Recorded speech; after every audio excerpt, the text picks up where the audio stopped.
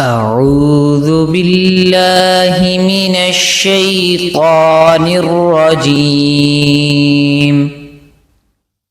بسم الله الرحمن الرحيم. إنا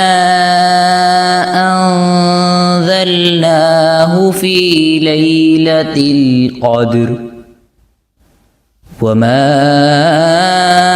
أدراك ما ليلة القدر. ليلة القدر خير من 1000 شهر. تنزل الملائكة